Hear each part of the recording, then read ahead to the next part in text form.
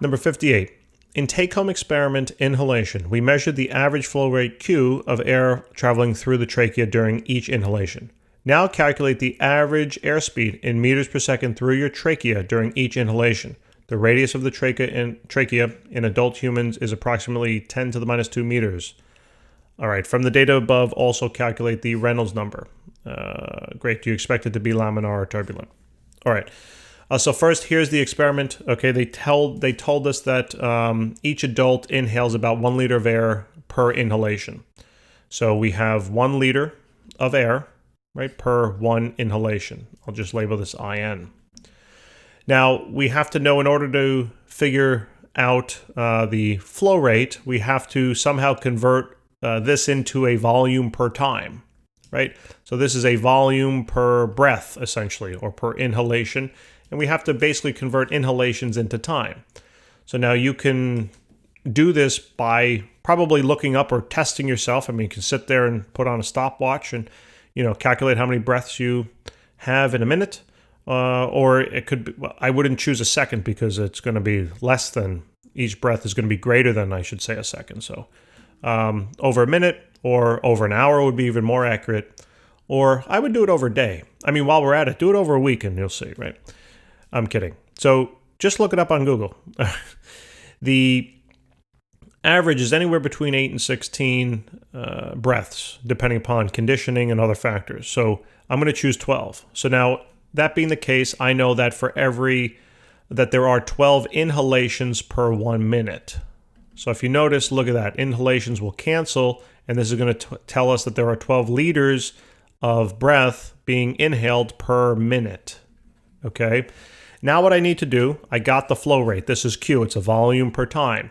But what I need to do now is I need to convert this into cubic meters per second. All right? So just simply take this, liter on the bottom, cubic meter on the top, 1,000 liters in 1 cubic meter, by liter, and then minutes on the top, second on the bottom, 60 seconds in 1 minute, by minute, and we got it, right? So take your 12, divide it now by 1,000, and then divide it again by 60, and we get 2 times 10 to the minus 4, all right?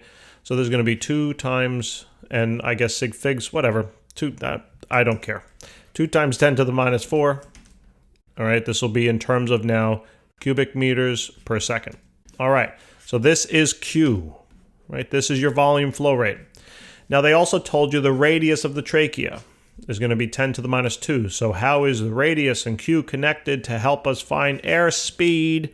Oh, here it is right there. Look, beautiful. It tells us that the volume flow rate is equal to the area, cross-sectional area, that is, of the tube multiplied by the average velocity. To find that average velocity, just simply divide A by both sides. So there we go. Now, all I need to do is expand on A and realize that area, the trachea is cylindrical, so therefore this is going to be pi r squared. So now I have enough information I need in order to solve the problem. So here it's going to be 2 times 10 to the minus 4, all divided by then pi, multiplied by the radius of that trachea. They told us it was 10 to the minus 2 meters, so that's great. 10 to the minus 2, and that's going to be squared. Let's plug that all into the calculator now. So that's going to be divided then by pi times 10 raised to the negative 2, and that will now be squared. So actually, let me just use parentheses here. Just give me 1 second, guys. Insert. Just be careful with this, and then square that. And that should be good. Okay, so here the velocity of the airflow is approximately going to be 0.637 or so, 637, and that's going to be in meters per second. All right, so there's the average velocity, assuming that there's 12 inhalations per minute. Again, it varies, so your number will vary based on your own assumption. So now we have to calculate the Reynolds number. All right, so let's get rid of this conversion at the top, and let's calculate now the Reynolds number. So we need the Reynolds formula, right? So for memory, what is it? The Reynolds number is going to be 2 multiplied by the density times the velocity of that fluid times the radius of the tube divided by the viscosity, all right? So now let's plug in the numbers, right? So we're going to have 2 multiplied by the density. Well, what's the fluid flowing? It's air, right? So the density of air is about 1.29, right? But remember, you got to multiply, well, on the table it's 1.29 times 10 to the minus 3, so you got to multiply that though by 1,000 to get it into the cubic meter, right? Excuse me, kilogram per cubic meter. So this will be the value, multiplied by the velocity, we just found it, okay, so 0.637, multiplied by the radius of the tube, so they told us that's going to be 10 to the minus 2, and then all divided by the viscosity of the air, right?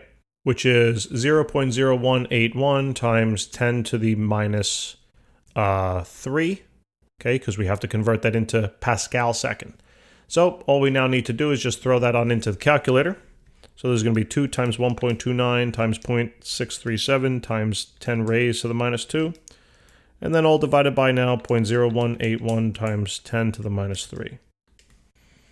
So we get about 908 or so. 908. That's the Reynolds number. Anytime the Reynolds number is below 2000, the flow is laminar. All right, guys.